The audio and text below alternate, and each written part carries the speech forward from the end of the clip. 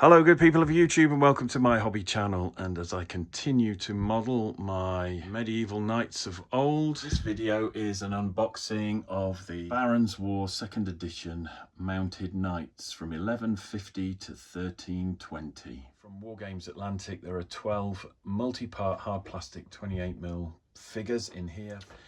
Some nice photos on the box art and bases are included. These are the bases. I'm used to unboxing Wargames Atlantic miniatures and not having any bases in there at all. Two sides to these bases. I guess you can pick and choose. As with the foot sergeants, someone did mention in the comments on that video that the bevel here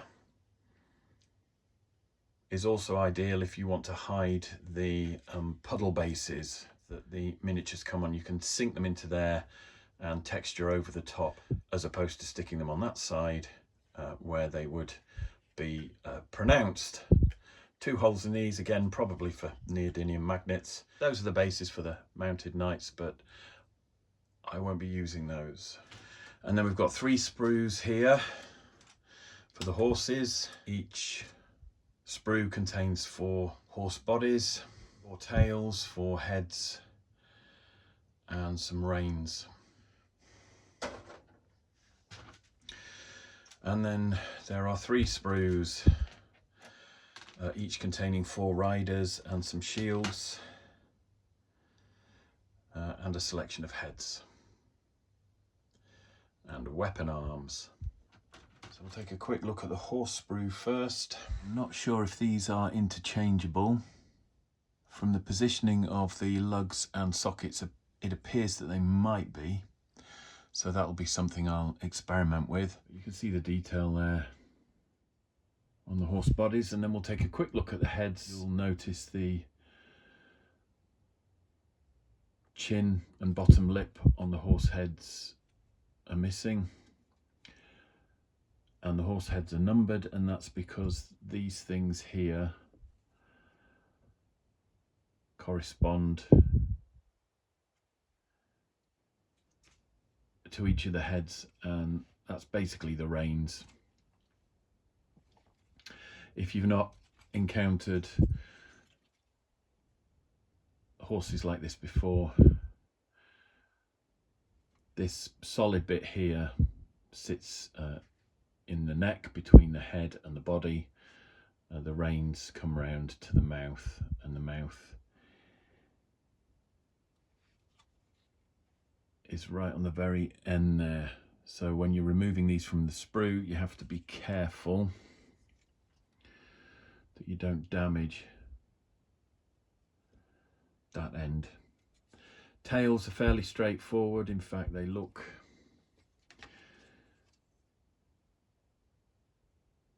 looks like there's 2 different designs. So you can swap the tails. I would imagine you might be able to swap the heads. And if the body halves are interchangeable as well, that gives you plenty of scope for creating some unique horse poses. And here we've got the sprue for the riders. So we've got some helmets there. That one there's rather ornate. In fact, the heads seem to be dotted around throughout the sprue. Some are really ornate and quite lovely. Again, they'd be great for proxy Bretonnians.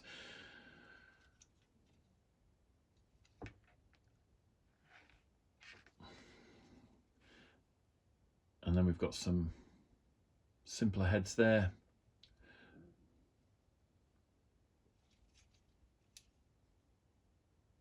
And there.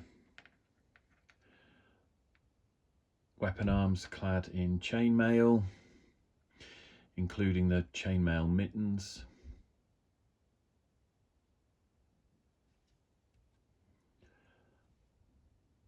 And then we've got shields. I'm not sure what those are, but an intelligent guess would be saddles. So when I build the horses, there is the possibility that I might need to drop one of those in to form a saddle. And then we've got the bodies there. 4 of those. Fairly straightforward looking. Okay, so there's a couple of things I've noticed. There are these little patterns that look like cracks running contrary to the creases. You can see it quite well on that one there, and I've checked all the horse heads and they all have these weird lines on them, and they're not identical on every horse. They're in similar places and they are similar shapes, but they're all subtly different, which suggests to me there's something going on with the injection molding process there. You can see there under the chin, around the neck of the horse, that's going to need some plastic filler or a little bit of milliput in there to hide that. That is a defect quite clearly. And I'll just compare the other horse so you can see it's there as well. And it's on all the horse heads as though the plastic was kind of cooling down and folding over on itself when it hit the mold, or the tool. That's what they call it in injection molding. But there, see, quite a significant indentation or crease there that is not part of the original surface design. But even at a distance you can see the strange texture on the surface of that horse head. I'd be interested to know if anyone else has experienced that problem. I'm going to crack on with these.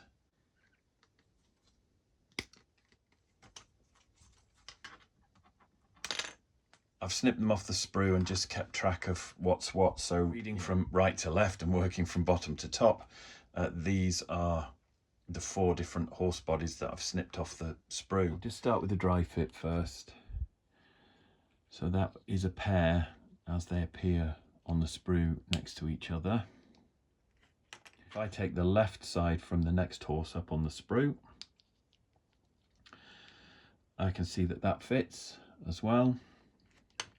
I then take the left side from the next horse up on the sprue, and again that fits. Finally the left side from the horse at the top of the sprue, and that fits. So we've got complete freedom now to mix up the left and right sides of each horse body. They're interchangeable, and by swapping tails and heads and body halves around, we can get some really good variety going. I thought it might be useful just to show you how I assemble one of the heads. Head A1 there with the reins marked A2, head B1 there with the reins marked B2, C1 and C2, and D1 and D2. So those are the 4 heads that come on the sprues with the corresponding reins. A little bit of glue on the base of the horse's neck and a tiny bit at the back of the mouth where the chin is and where the horse would be chewing on the bit.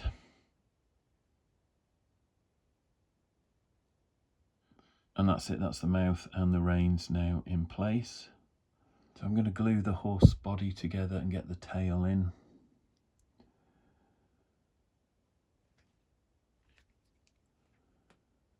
And there is much about these horses that reminds me of the old plastic Bretonnian horses.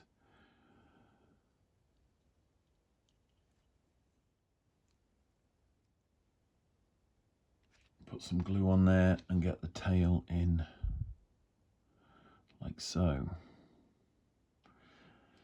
Put some glue in here now to get the head on, and I'll take one of the heads that I've assembled.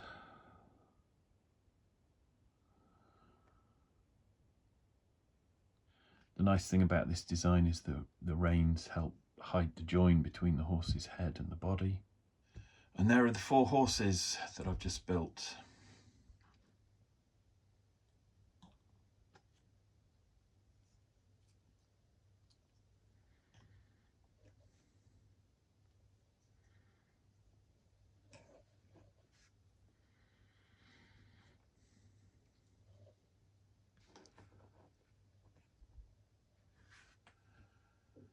I've built 4 horses, so I may as well now build 4 riders. I'm just going to snip the parts off that I need and glue those together.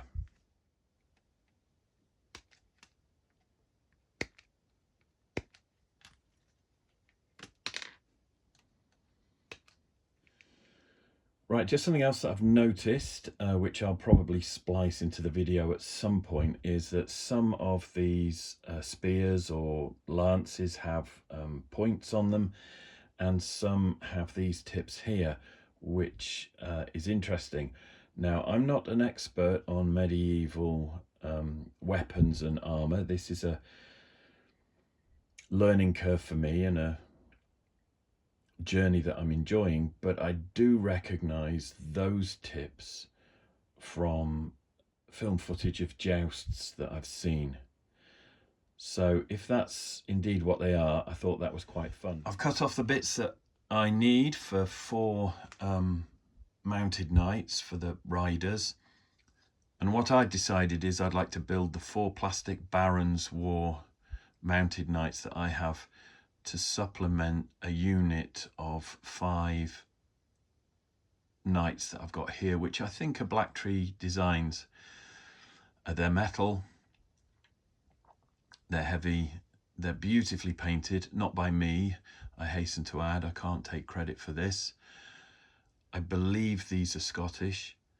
I don't understand why they're all painted the same. This is the aesthetic that I'm going for when I build these Barons War plastics, so that's what I'll do now. Bits of plastic everywhere. As I suspected, this is a saddle, and there is quite clearly a front and a back. Difficult to show you on camera, but the back, I believe, is slightly deeper, taller. And I'm hoping that just fits in there like so.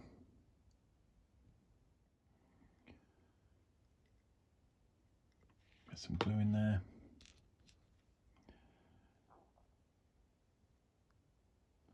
Check that the back is taller.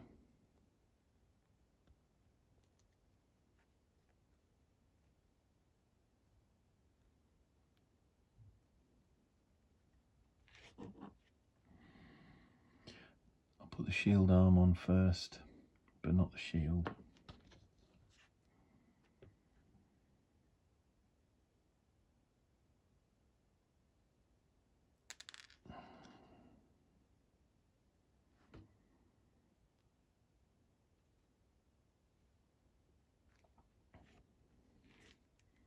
There's a little attachment there for the sword.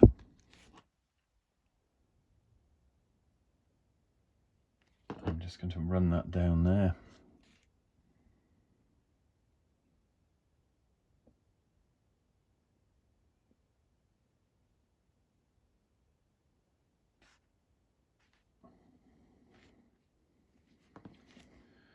Right, so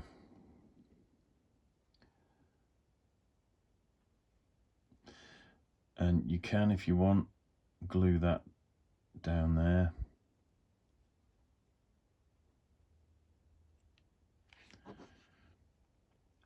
I tend to just drop a little bit of glue on there and let surface tension do the rest. A drop of glue.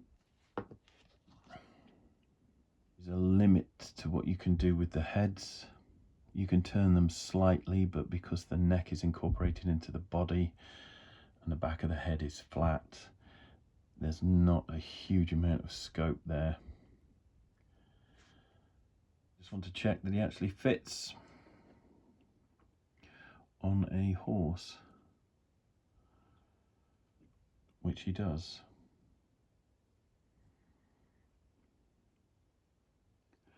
although he is sitting a little bit further back than I would have imagined. I will glue the shield on. This is the same design as the foot sergeants, but there's no peg on the back of the hand to key into, so I'm just going to try and line that up as best I can. Hopefully you can see that there.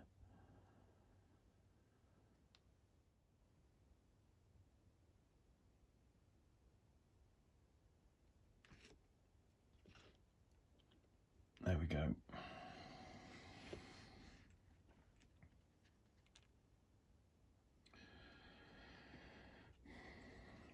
So that is essentially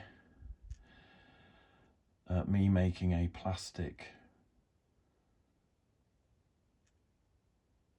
companion for these black tree designs, metal mounted knights. Here we have the 4 finished Barons War mounted knights from Wargames Atlantic. I think they look pretty good. I'm now going to do some scale comparisons. On the left hand side we've got a Fireforge Dust Vault. Now I think this might be a Templar Knight, but I painted it up for my modelling and painting fantasy figures book with some heraldry that works as a proxy Bretonnian, but that's a Fireforge model there. Next to that we've got one of the Wargames Atlantic Barons War mounted knights. If I move along, there's a Victrix mounted knight there from their Medieval Warriors range. So if we come along a bit further, there's a Wargames Atlantic Renaissance, see the heavy cavalry or a conquistador cavalry. Both boxes have similar sets of miniatures in them, and next to that I've placed another Wargames Atlantic Barons War mounted knight. Now if we look at these two, the horse on the right is a Perry miniature with a knight that I think is from their 100 Years War Agincourt range. And then we've got a metal claymore castings mounted knight. And behind that I've placed another mounted knight from Wargames Atlantic. Moving along, we've got one of the metal mounted knights from Black Tree Designs, I think that is.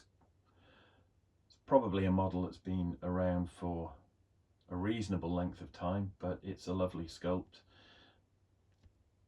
and part of a unit of painted knights that I picked up recently. And I've just tagged another Barons War mounted knight on the end of that there, so you can get an idea of the scale. Now as I pan back, one thing I will do is swap out that Perry mounted figure for another Perry mounted figure which might be more familiar to some of you, and this is one of their medieval knights, but this has the metal barding. So next to the old Bretonnian mounted yeoman or squire, we've got a Wargames Atlantic mounted knight there from the Barons War box that I'm building from in this video. Now I don't have a classic Bretonnian metal or plastic knight to fit this version of the horse. Could be 5th edition this, but I've got plenty of the horses. Interestingly here, again with a tail that I've had to green stuff, I've got a primed battle wizard from very early on in the Warhammer back catalogue. This is a version of the plastic horse that I haven't seen that often, and that's quite slender and probably a closer match to the Barons War mounted knights than any of the other Games Workshop models or the Warhammer models. Behind the mounted knight from Wargames Atlantic on the left, we've got a classic plastic and metal Empire Knight here. Just very quickly, both those primed models were sent to me in a care package by Paul Franklin, so a big thank you and a shout out to him for sending those. And you can see here how the old metal knight riding the plastic horse compares to the plastic knight that replaced them, and ultimately the plastic knight that's been re-released as part of Warhammer the Old World. That brings us on to another mounted knight from Wargames Atlantic. And this is between the old Empire plastic knight and the Bretonnian knight of the realm. Now, there's quite a significant difference in scale between those models. The Bretonnian knights are incredibly chunky, definitely heroic scale, as too can be seen from the Road Warden or the Pistolier that I've got there, tagged on the end again just to show scale. Sorry about the visual noise in the background from the other miniatures there. But that is the final mounted knight from the Baron's War box that I've built today, and you can see how the Pistolier and the Bretonnian knight are significantly larger. And my closing thoughts are that if you want to use historical miniatures to serve as proxies for Bretonnian knights or Empire knights, then there's now plenty to choose from. We've got the Conquistador and Renaissance heavy cavalry from Wargames Atlantic on the left that make really good Empire knights, as too do the medieval knights from Perry Miniatures, particularly if you give those horses their metal barding. We've got a lovely range of medieval knights from Victrix, and of course the Baron's War mounted knights from Wargames Atlantic. And just to finish off there, I have shown this conversion in a previous video, but it was probably a year ago. I still haven't painted it, but that is a Victrix horse on top of which is a Perry knight. And I've actually modelled that on an illustration that is in one of the Osprey medieval books that I've got. And I will be getting my books out and doing some research and showing you guys some of the reference material and images that I'll be working on when I start painting up these medieval armies. Thanks ever so much for watching. I hope you've enjoyed this video. If you have, please smash that like button. Please subscribe for more videos like this. If you'd like to leave a comment, please do, but keep those comments kind and respectful. Take care of yourselves, and I'll see you in the next one.